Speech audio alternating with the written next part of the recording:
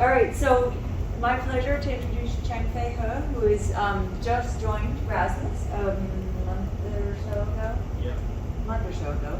He actually arrived in person just last week. He can be seen biking over the bridge. He's joining the community of bikers. There's another biker too. And, yeah, Brian Mates.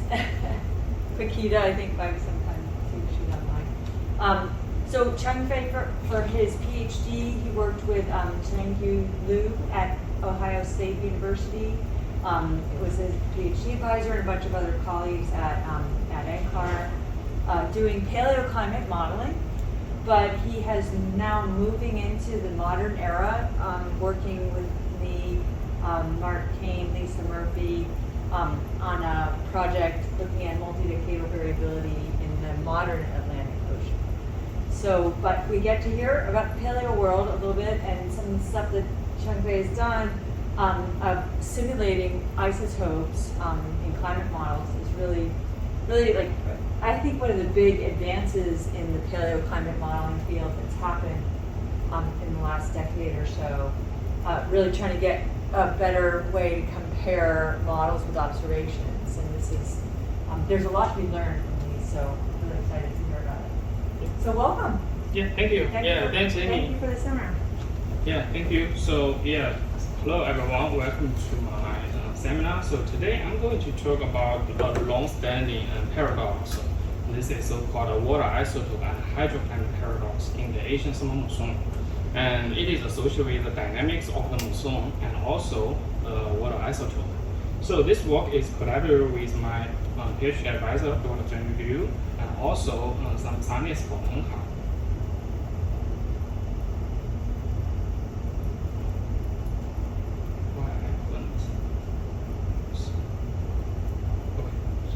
Okay, today my talk, before talking about our results, I will first briefly introduce motivation as well as the background, like what is water isotope and what is the last deglacial climate, and also what is the water isotope and hydroclimate paradox.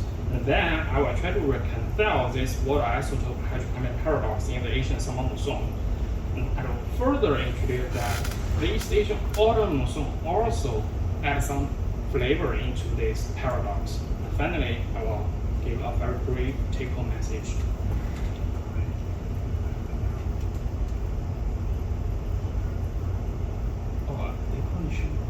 Is Igor talking to us? No. No, it is talking to me. I have to share the screen. Oh. Oh. Oh, you didn't share it? There we go. Oh, that's right. Oh, yeah, I forgot. Sorry, yeah. First time to do this kind of, both online and offline. Okay, so I think I'll start from here. So basically today, before talking about my results, I will briefly introduce the motivation as well as background, like what is water isotope, what is the deglacial climate change over the globe, and also then what is this water isotope and hydroclimate paradox. And then I will show how could we use the iTRACE to reconcile this water isotope and hydroclimate paradox in the Asian summer monsoon regions. And I will further stress that the East Asian autumn monsoon also add some flavor to this paradox. And finally, I will show a very brief conclusion. So as we know, the Asian summer monsoon is composed by the South Asian summer monsoon, the West North Pacific monsoon, as well as the East Asian monsoon. And this giant system actually probably is the largest monsoon system over the globe. And it covers at least 1/3 of the global population. So any change of this monsoon system would cause very dramatic economic or social problems. Like on the bottom, I show two examples that the monsoon floods will cause like millions of people lost their home, and also the severe drought in the monsoon will cause very large agricultural problems. So the future prediction of the Asian monsoon is actually of large uncertainty. What I show here is a recent study. It studied the regional monsoon over the globe. And we just take a look at the Indian monsoon. We see here that even though all the CMIP6 model predict intensified Indian summer monsoon, however, the spread of of the Indian monsoon actually is quite large. And this large spread just results from the regional warming in the different models can be very different. And also the internal variabilities in different models are also quite different. So try to narrow this uncertainty and try to better understand the Asian monsoon. We try to find clues in the paleoclimate.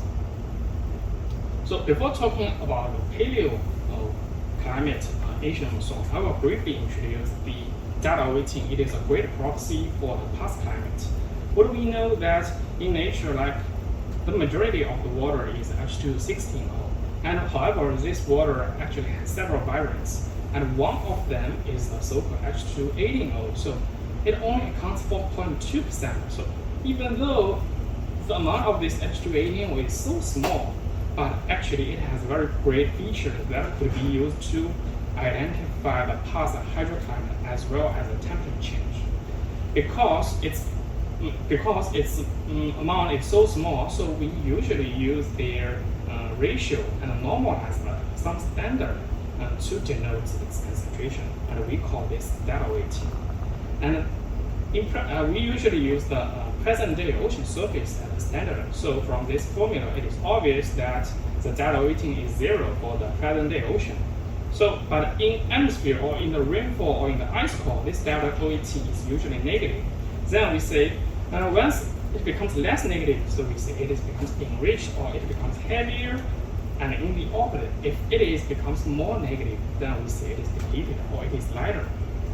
So two features of the data weighting makes it a great proxy for the past climate.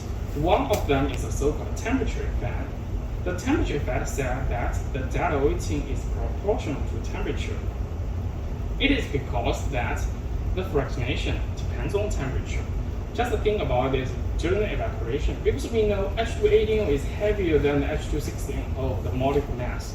So during the evaporation, it is less likely to be evaporated into the atmosphere, into the cloud. And same thing during the condensation in the rainfall, because H218O is heavier, so it is easier to be rained out. Then the data weighting in the precipitation actually depends on this convective temperature. So we have a great linear relationship here. And on the bottom, I show another example that is from present-day observation. We see the seasonal cycle of the data weighting, precipitation, and temperature actually has a great linear relationship. Second is the so-called amount effect, and this amount effect is most valid in low latitudes. And this amount effect says that data weighting is inversely correlated with the precipitation. It is because in this time, in low latitudes, in tropics and deep tropics and the subtropics, the fractionation depends on the convection and the rainfall intensity. Because in tropics and subtropics, so this precipitation usually is associated with the deep convection. So this deep convection, the cloud can be very high. Then the cloud height be very high, so the temperature there is very low. Therefore, the data weighting is very depleted. Then once it rains out, so the data weighting, the precipitation is pretty depleted.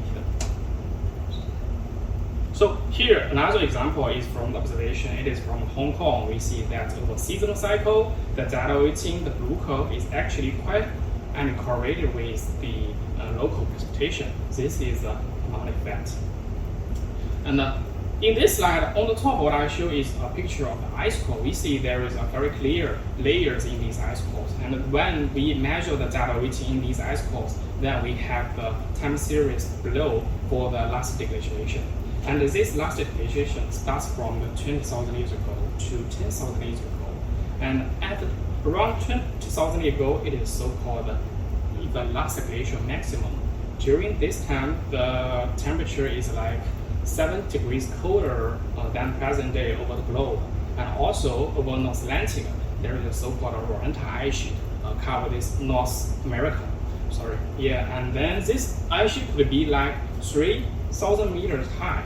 But later, due to the insulation increases, so this ice sheet just retreats and they start to discharge the North Atlantic. So the deep mixing in the North Atlantic just stops. Then the AMOC slows down. So this leads to a classic bipolar seesaw air temperature response. In northern hemisphere, it is very cold, and in southern hemisphere, it is warm.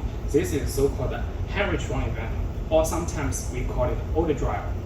However, after 7,000 years, the AMOC just recovers, and then we enter the Bølling-Allerød warming in this period. Because AMOC recovers, so the northern hemisphere becomes pretty warm. But again, after the Bølling-Allerød, the global climate ends into the Younger Dryas, and this Younger Dryas corresponds to this Older Dryas. It is also the AMOC slows down, then it is also this kind of bipolar seesaw response. After Younger Dryas, so all climate is just become very warm. It enters into the Holocene, so the civilization of the human starts to boom. And during the past 20 years, a large number of deglaciation was discovered in the Asian Monsoon regions, and they are so-called speleothem deglaciation.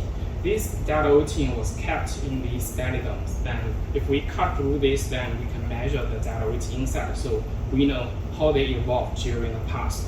What we see on the left is a stack of the speleothem deglaciation in the Asian Monsoon regions, from North China to South China and to South Asia. We found that surprisingly, they all evolved coherently during the last deglaciation, and we see that they are most stable in the LGM, and they become enriched in HS1 and depleted in Bølling-Allerød and enriched again in Younger Dryas. So, if the amount effects holds like I said before, so then this just suggests that the hydroclimate in these Asian monsoon regions, they are just evolved uniformly. But how could it possible? Because the monsoon system is so different. Even the East Asian monsoon and the South Asian monsoon, they have very different dynamics. Then, actually, in observation, in independent hydroclimate proxies, people indeed found that these hydroclimate in these Asian monsoon regions, they just varies. So this proposed this water isotope and hydroclimate paradox. So central to this paradox, the question is, what is this speleothem deglaciation standing for, and what is the mechanism of the Asian summer monsoon variability? So during the past 20 years, at least 3 prevailing hypotheses were proposed.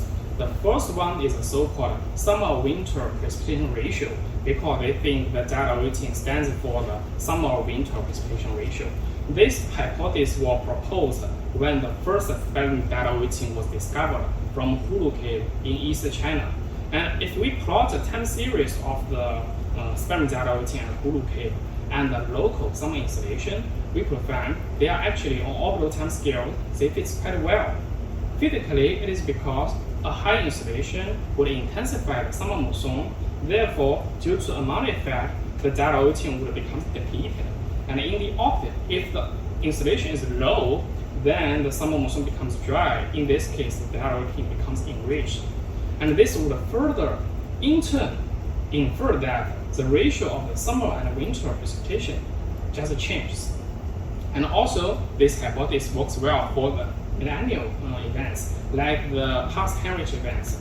On the bottom, what I show here is the deglaciation from Greenland. Let's just focus on these yellow bars. These are past Heinrich events. We know in Heinrich events, due to slowdown of AMOC, the northern hemisphere is cold, then the summer monsoon is suppressed, so the deglaciation in Asian monsoon regions becomes enriched.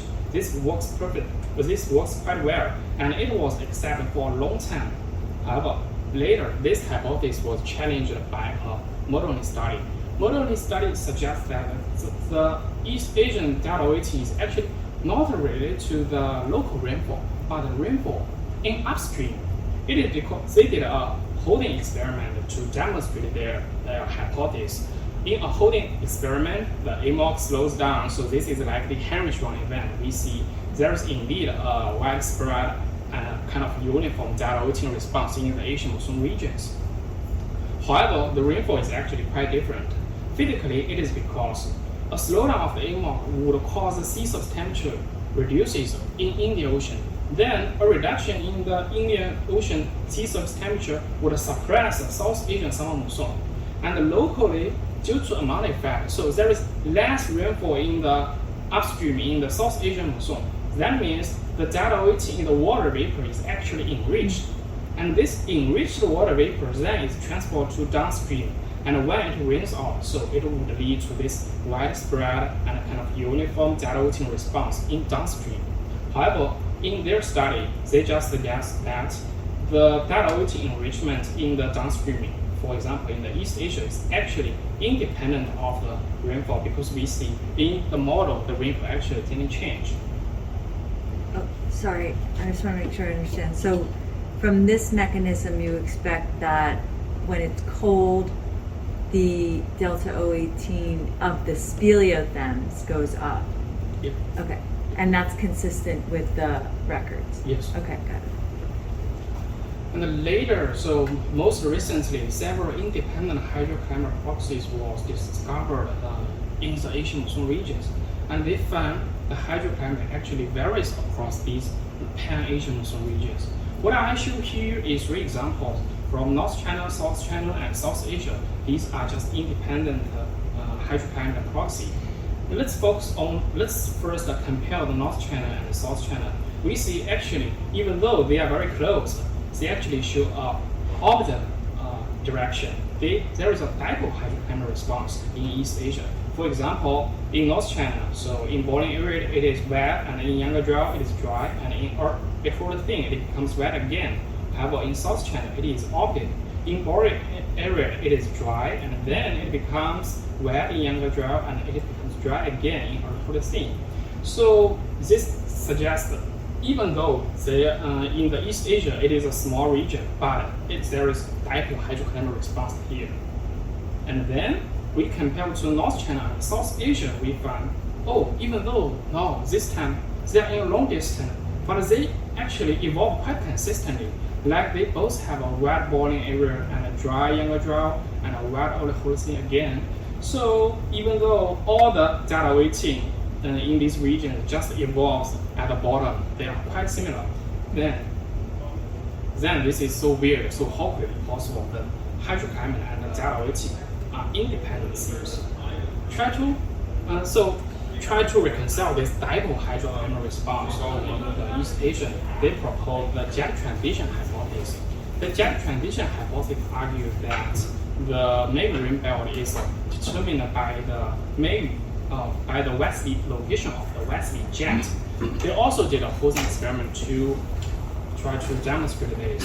What they do is they just discharge mild water to North Atlantic, and in a sluggish AMOC, because intensified sea surface temperature gradient, then the westerly jet becomes intensified and also shifted southward. This southward placed westerly jet would trap the Meridional jet in South China. So in this case, the South China becomes wet and North China becomes dry. So this seems to reconcile this dipole hydroclimate response in East Asia. However, for the data weighting mechanism, so they also hand-waving argue that if a Meridional stays longer in South China, so the data weighting would also becomes enriched locally. But this data weighting mechanism hasn't been verified in a physical model yet.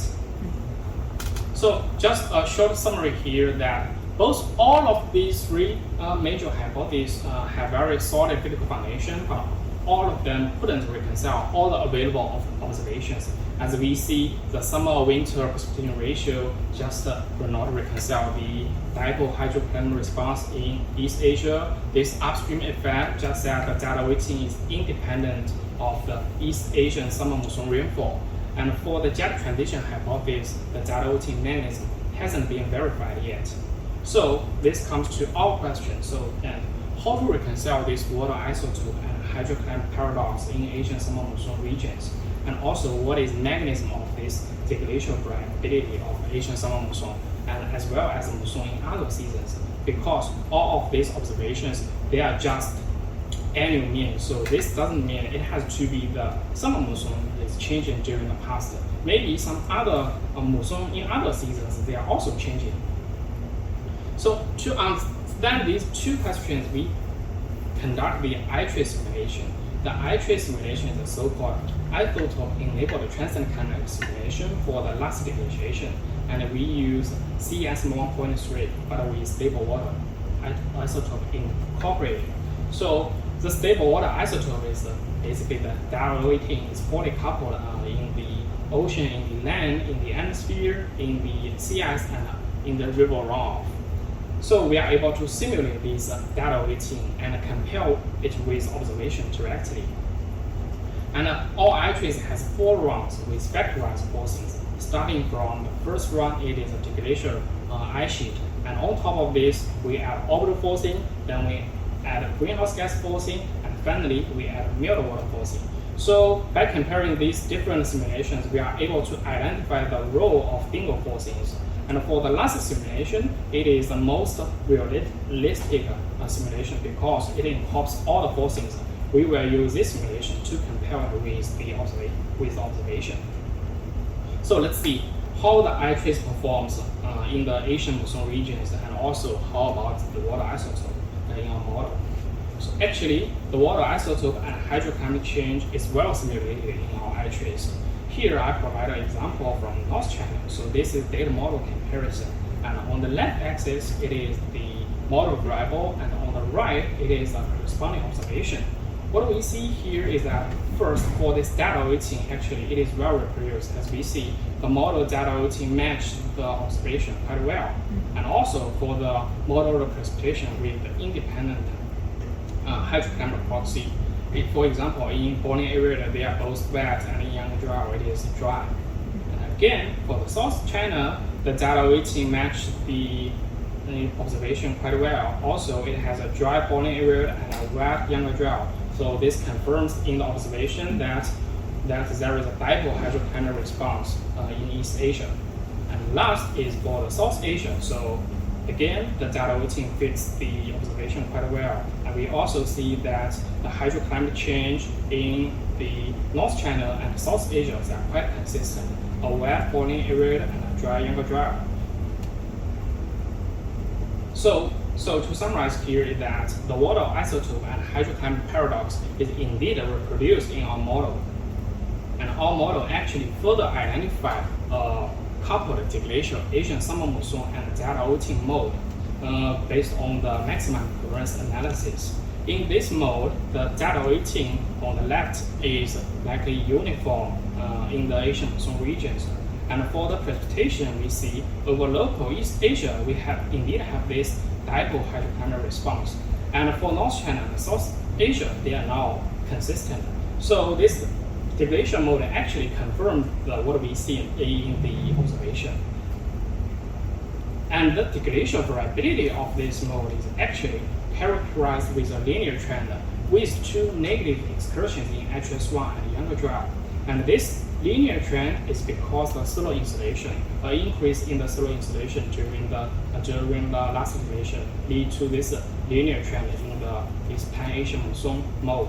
And these 2 negative excursions are due to the meltwater forcing because of the slowdown of the AMOC. Because for insolation, it is a warming, and for this meltwater, it is a cooling response. So in the next few slides, I will try to reconcile this water isotope and hydroclimate paradox in the Asian summer monsoon.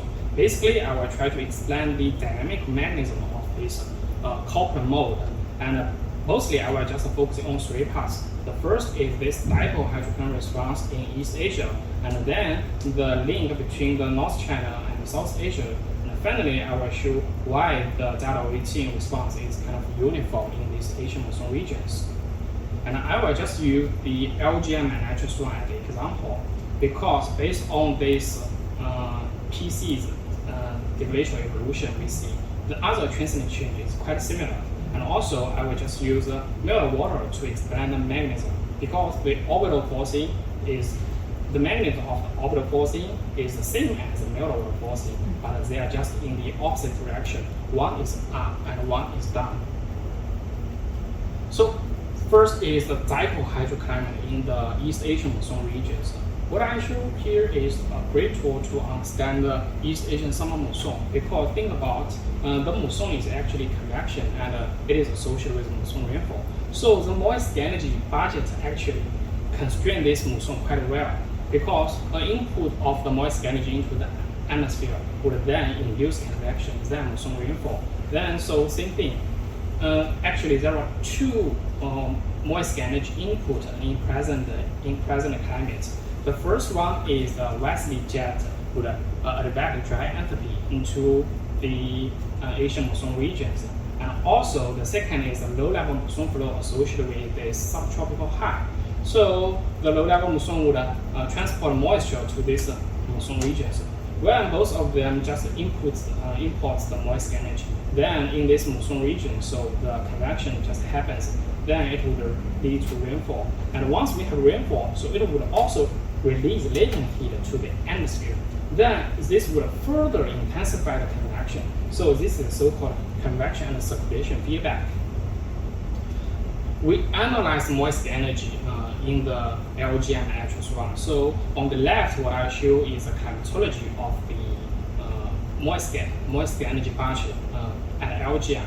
So we see during the LGM, actually there are two terms they are balanced. It is the vertical advection and the horizontal advection.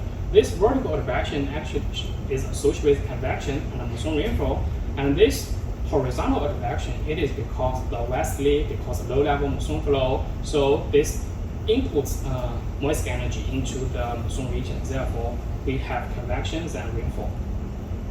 And the difference between the LGM and HS1, what we see here, actually for the horizontal advection, there is a dipole response there. This dipole response, it is because the shift of the westerly jet as well as a retreat of the low-level monsoon flow.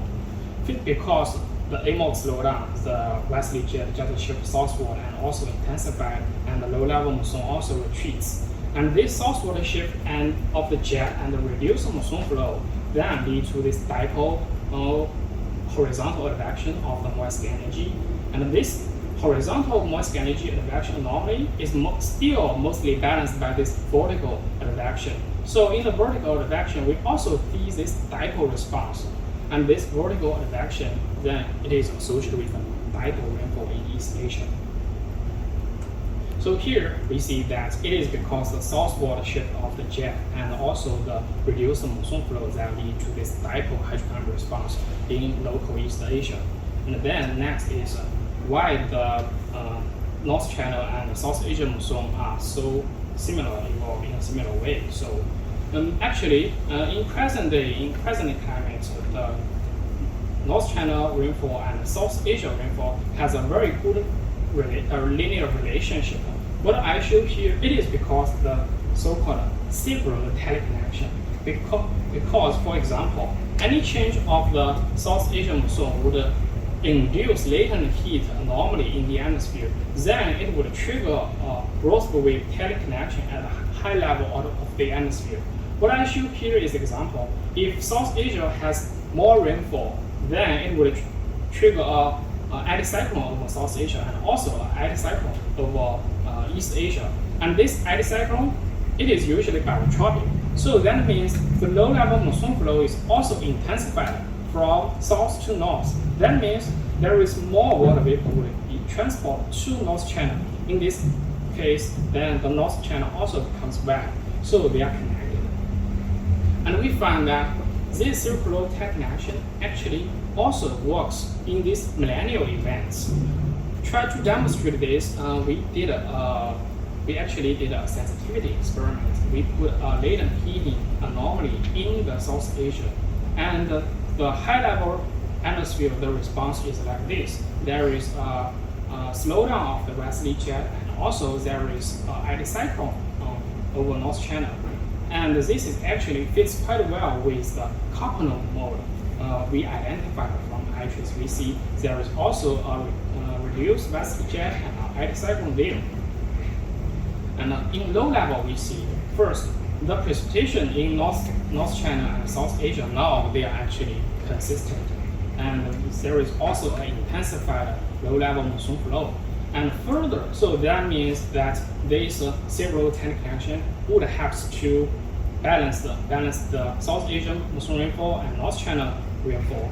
And further, we found that in East Asia, we could also produce this dipole hydroclimate response.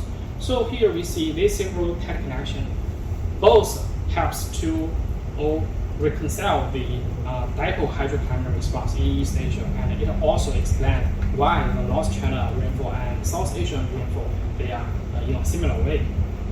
So summary for the monsoon dynamics is that we found the westerly jet and low-level monsoon flow associated with the summer insolation as well as AMOC, so they would lead to this dipole hydroclimate response in East Asia, and also there is a internal teleconnection that links the North China rainfall and the South Asia rainfall, and this internal teleconnection also will intensify this dipole rainfall in East Asia. So next, I will try to explain why the data weighting response is uniform. To understand this data weighting response, so we employ a new tool, the so-called tagging experiment. In a tagging experiment, we know we could trace the origin of the data weighting as well as water vapor in the Asian monsoon regions, such that we know where is this data weighting coming from in the Asian monsoons. And second, this tagging experiment also enables us to analyze the processes in the water cycle. So in this case, we know what kind of process are controlling the data weighting and variability. It is due to the source water vapor, or due to the en-route transport, or even it is due to the local condensation. Again, we did two tagging experiments. One is at LGM and the other one is at HS1. We see the enrichment in HS1, so we just divide the globe into several places, like the Indian Ocean, Pacific Ocean, East Asia land, and other regions in rest. So we see the enrichment in the Pan-Asian monsoon regions, the data weighting just comes from two places. The first one is the Indian Ocean, and the second one is the East Asia land. Even though the Pacific Ocean provides a lot of water vapor for the East Asian monsoon rainfall, but the data weighting from the Pacific Ocean just doesn't have any effect here. And we further analyze the processes in the water cycle. We found this is quite different for these two regions. First, for this Indian Ocean, we found it is because this en-route transport, actually this is upstream effect, because a slowdown of the AMOC will cause the IPCZ in Indian Ocean shift southward. So in upstream, due to amount effect, the data weighting is enriched, then it is transported to downstream Asian monsoon regions. So when it rains off, it produces widespread data weighting enrichment.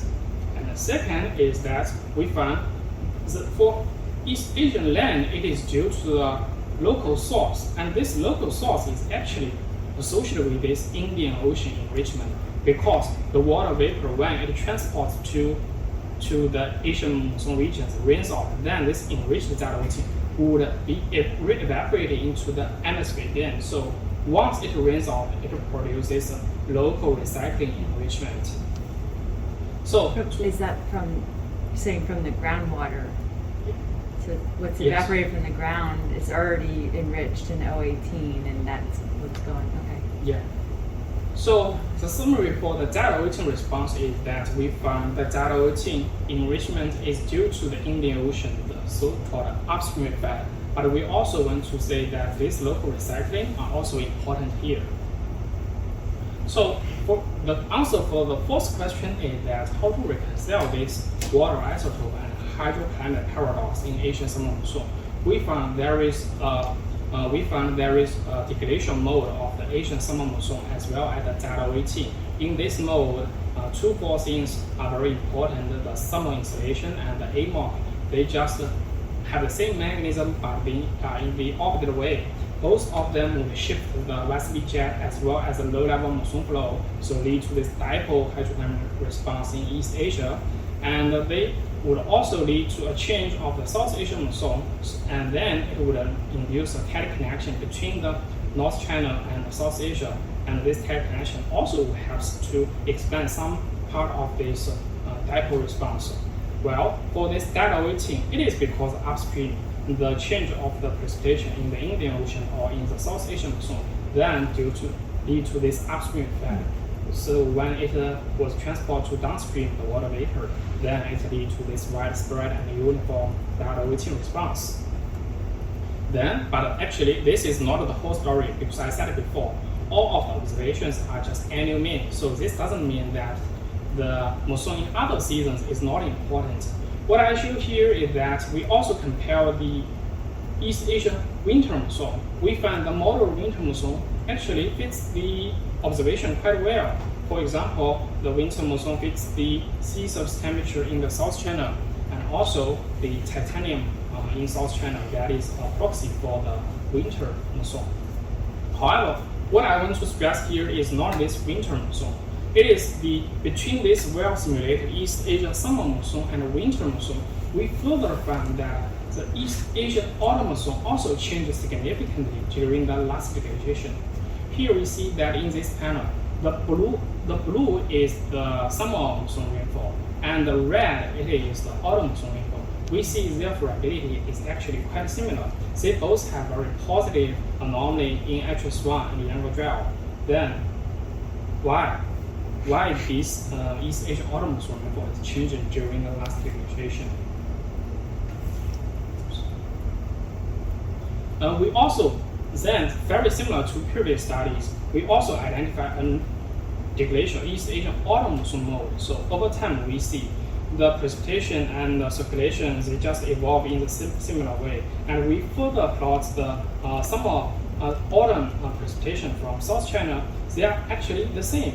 So that means this mode actually could expand this variability of this autumn monsoon in South China. And we see in South China, there are two anomaly circulation converges.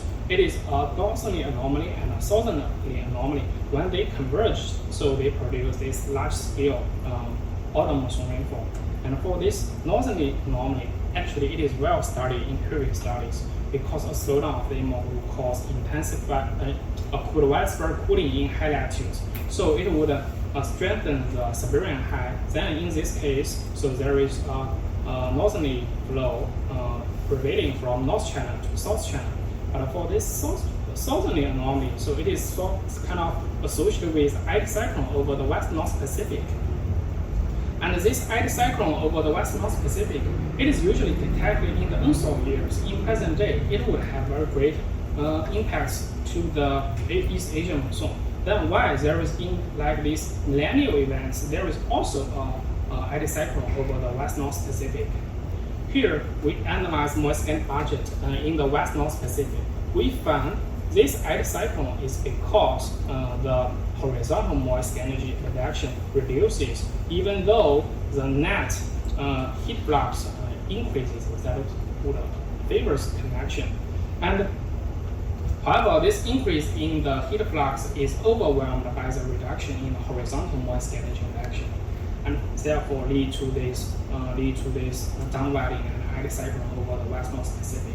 We further identified that this decrease in the horizontal moist energy advection is associated with the gradient of the low-level moist energy. It is because in a slash AMOC, the global ocean has a bipolar seesaw sea surface temperature response. Therefore, the low-level atmosphere temperature and the water vapor, they all have a bipolar seesaw response, as the shading shows. And here, the yellow contour is actually the sea surface temperature response. These two components makes up the moist energy have this bipolar seesaw response. Therefore, combined with the mean northeasterly flow, so the northeasterly flow would transport air with anomalous low moist energy from high latitude to the West-North Pacific, therefore produce this anticyclone in the West-North Pacific.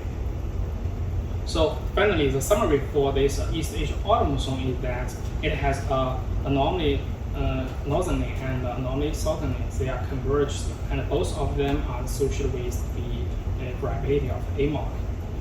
So the take-home message here is that we reconciled this water isotope and hydroclimate paradox in our iTRACE, and we found a deglacial mode. And in this mode, the jet and monsoon flow would lead to the dipole hydroclimate response in East Asia summer monsoon, and also the internal teleconnection would cause the dipole hydroclimate in East Asia, and it also contributes to the similar evolution in South Asia and North China.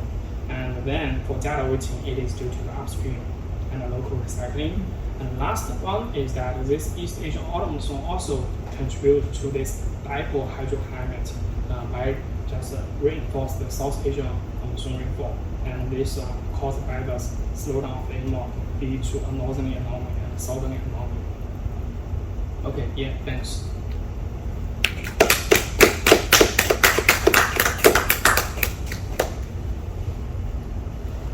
Thank you. I have some questions. But does anyone else want to have questions?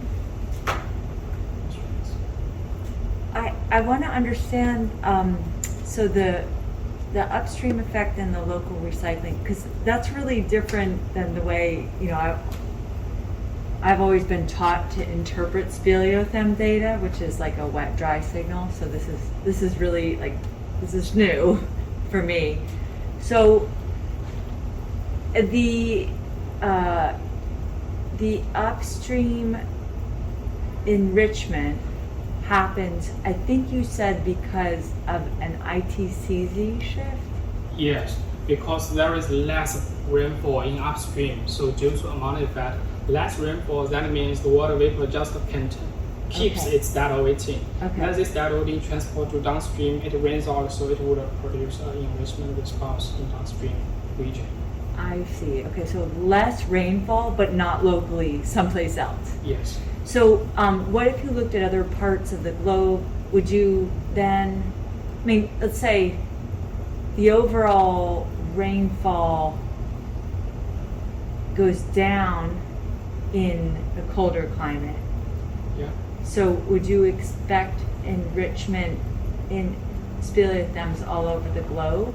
Oh, this is a good question. So, no, I don't think so, because for this upstream effects, first, there is other processes in the water cycle, like the water source en route and the canalization. Right. For example, during LGM, the global ocean, the data weighting is actually more enriched because a lot of data weighting was kept in the ice sheet. Right. So then that means the source actually is enriched. So we couldn't just use this one simply to attribute that. I see. Or the other, yeah. So or other those effects. two things are competing. You have an enrichment due to ice sheets in the ocean waters, but depletion in the atmospheric processes. Yeah, so, yeah. Okay. Wow, that's interesting.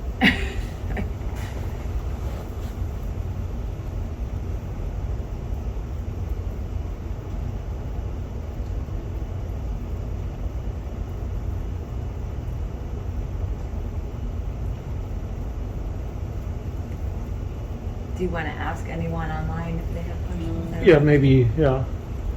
Maybe Natalie has a question. Maybe not. She's on. she's just watching. She's on the spot. She doesn't maybe know that. Can you turn that a little louder? Oh, they couldn't hear me? No, they could hear you. Question. Okay, your question.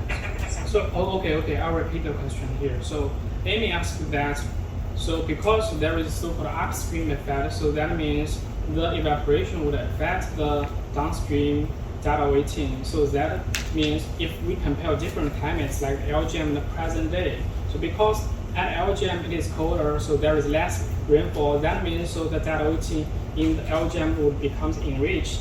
This is the first question. So actually this may not be the whole story, because there is also other processes would affect this data weighting, like the source, like the en-route transport, like the local canalization.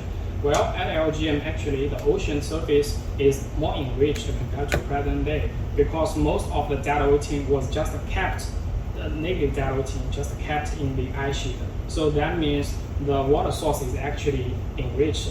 Then, even though there is also have this in root depletion. So we are not sure so which components just wins.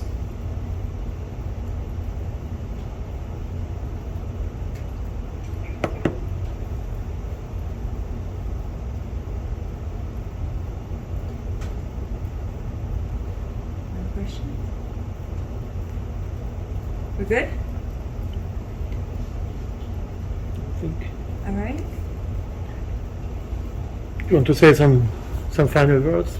Me? Yeah. I Oh, thought. well, I mean, Just thank him and so we have a good Thank you, ending for the everybody. video. Wait.